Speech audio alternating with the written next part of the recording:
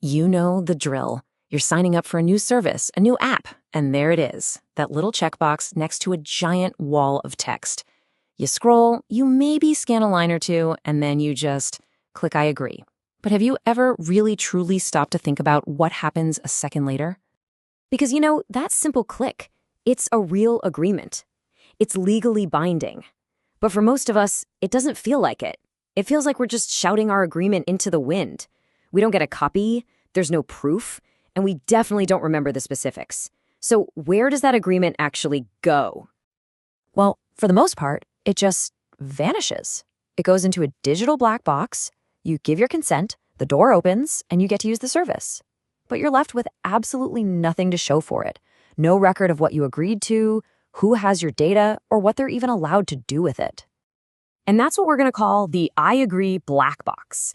It's this fundamental imbalance in the digital world that puts all the power and all the proof on one side of the screen. Okay, so check this out. On their side, the company keeps this super detailed official consent record. It's their proof, right? It's for their lawyers, for their compliance, for their records. And what do you get on your side? Exactly. Nothing. Zilch. No copy, no proof, not a single thing to refer back to. But what if that could change? Well, there's a new international standard, ISO/ISE 27560, that's trying to fix this exact problem. And it's using a really simple but kind of revolutionary idea. What if, every time you gave away your data, you got a receipt? Okay, so first, let's get the terms straight. A consent record, that's the company's internal document. Think of it like the store's copy of the transaction. It's for their bookkeeping, their legal protection, it's their copy. But the consent receipt, well, that's a whole different story. This is your copy. And it's not just a duplicate, it's designed to be a tool. The whole point of it is to empower you, to make it way easier to ask questions, file a complaint, or, exercise your rights. It's proof of the deal, but designed for you, the customer. So let's say you actually got one of these digital receipts. What kind of info would actually be on it? Well, the standard is pretty clear, and it paints a really detailed picture of the agreement you just made. First up, the basics, right? The who and the why. The receipt has to tell you the company's legal name and how to contact them. It also has to spell out the exact reason they're processing your data. No more of that vague language. And it has to tell you the jurisdiction, so you know which country's privacy laws actually apply here.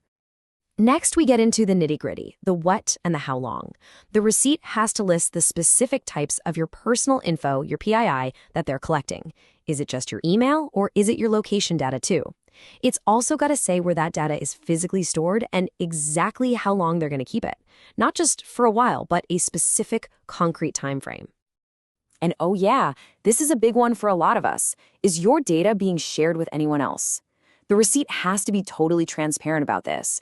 It has to list any other third-party companies that are also getting your information, so you'd have a clear paper trail of everyone who's in on the deal. Finally, and this might be the most important part, the receipt is basically your user manual for taking action. It has to give you a clear, easy way to withdraw your consent. It has to point you to where you can learn about your other privacy rights. And it even has to name the official data protection authority you can go to if things go south. So you put all of this information together. What does it really mean for you? Well, it's about changing the whole dynamic by giving you the one thing you've been missing all along, which is proof. And that's really the heart of it all. A receipt takes that consent from just a fleeting, forgotten click and turns it into a real, verifiable record. That click is no longer lost in the digital ether. It's documented in a way you can actually hold on to and use. Just think about how that would work. Step 1, you get your digital receipt right after you agree. Now you can go back and review the exact terms whenever you want. If something seems off, you can inquire or complain and point to your specific receipt. And if you totally change your mind, you have the instructions on how to withdraw your consent right there in your hands. And hey, don't just take my word for it. The standard itself says it loud and clear.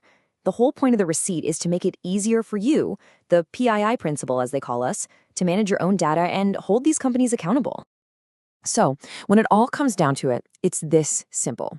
Having a receipt means having proof. And having proof is what gives you control. It's the tool that lets you manage, question, and ultimately stay in the driver's seat of your own digital life. Which kind of leaves us with one last big question.